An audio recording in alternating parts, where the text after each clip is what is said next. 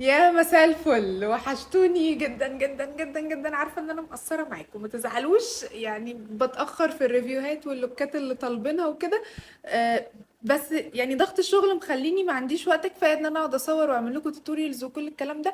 بس جايه لكم، جايه لكم كل طلباتكم مجابه بعون الله، هعمل لكم كل اللي انتوا عايزينه. النهارده بقى يعني في حاجه كده عايزه اشاركها معاكم سريعا. كان من يومين ثلاثه عندي اوردر شغل، اتنين خطوبة وواحدة سواري، والحمد لله ولا حد فيهم رضي يتصور. فجبت اوردر ميك اب واوريه لكم. الموضوع ملوش اي علاقة بالحكاية، بس المرة دي مش اونلاين. ما تظلمونيش، انا كنت معدية عند المحل وقمت كنت داخلة اجيب حاجة واحدة، كنت داخلة اجيب كحل بيج. جبت ثلاث حاجات تانيين، بس يعني هم كلهم على بعض اربع حاجات، اوريهم لكم بسرعة. بصوا بقى، بالنسبة للكحل البيج أنا كنت جبت قبل كده بتاع ريمين لندن، وجبت بتاع كاتريس. بس عجبني بتاع كاتريس أكتر، يعني كثبات سنة أعلى، واللون كان بيبقى واضح في العين أكتر، فكنت رايحة على إني هجيب كاتريس. حلو الكلام. بس قارنت ما بينه وانا هناك، قارنت ما بينه وما بين ريميل لندن. حبيت ريميل اكتر. ليه؟ لان حسيت ان كاتريس، مش عارفه ده اصدار جديد ولا ايه، اللون بقى جاي على ابيض، وانا مش بحب كده. انا يعني بحبه على بيج اكتر، بيكون ناتشرال في العين وحلو. بصوا، فجبت ده طري جدا بتاع ريميل لندن، والدرجه بتاعته بيج بيج يعني مش على ابيض، وانا بحب ده. فقمت جايبه واحد تاني بني، برضه من ريميل لندن، يعني مش هيخسر البني ده يعني حاجه لا غنى عنه. برضو نفس الكلام، بس ايه، بوني قوي. لونه قوي وطري برضو، وكل حاجة انا عموما مجربة يعني رمال، فقشطة. وبعدين بقى ايه، كنت عايزة اجيب روج، فانا بحب ميبلين سوبر ستاي حلو، بس مش بحب فيه ان هو بينشف الشفايف جدا، يعني ثابت لدرجة مخنقة، يعني بينشف الشفايف قوي، ولو انتي مش مرطبة وعاملة سكراب المنظر مش بيبقى حلو، فبتحطي جلاس فممكن يقطش. المهم بقى ايه، البنوته اللي واقفه هناك رشحت لي نوت، قالت لي ان الارواج بتاعت نوت دي برضو ثباتها عالي جدا، تتقارن بميبلين سوبر ستي يعني. فجبت الدرجه دي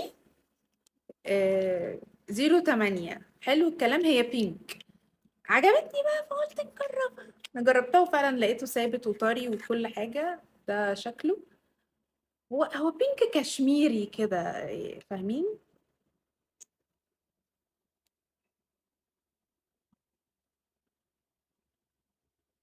درجته تحفه، بس هو لما بينشف اللمعه دي بتروح. وفعلا ثابت جدا حلو، بيفكرني اكتر بتاع جولدن روز. هو برضو جولدن روز بيتقارن بميبلين سوبر ستاي بي، ثابت بس مش النشفان الفظيع بتاعه.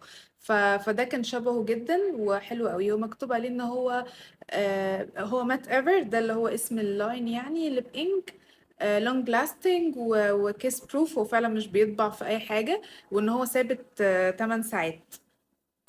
كام ملي؟ 4.5 ملي. بس كده. اخر حاجه بقى اللي هي رابع واخر حاجه، جبت ايلاينر. كنت عايزه حاجه كده تسهل علينا الحياه، بدل ما انا بطلع لكم من غير فلاتر وشكلي يخض، وبروح للناس بنفس المنظر ده، فقلت اجيب حاجه ايه، سريعه كده. فقلت اجرب ده بتاع كاتريس. عجبني فيه حاجات وما عجبنيش فيه حاجات، انا جربته.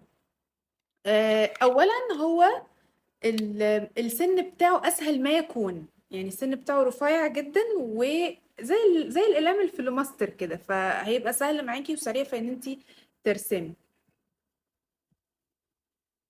ما عجبنيش بقى في ايه، ان هو لو جيتي تحطيه فوق اي شادو، اللون هيبقى بهتان، يعني هيروح منك اللون اللي في الفرشة مش هيطلع، فاهمة؟ فانتي تحطيه على عينيكي بس من غير اي شادو. لو انت حاطه اي شادو او في شيمر جليتر بتاع، هو مش السواد القوي اللي يخليه يبقى، هتلاقيه طالع رمادي كده يعني، فاهمه؟ اسود بهتان كده فاتح كأنه خلصان، فاهمه قصدي؟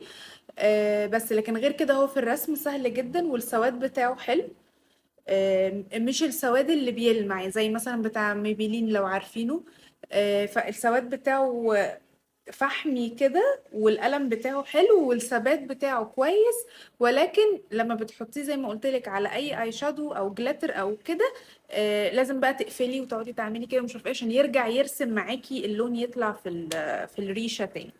وبس كده.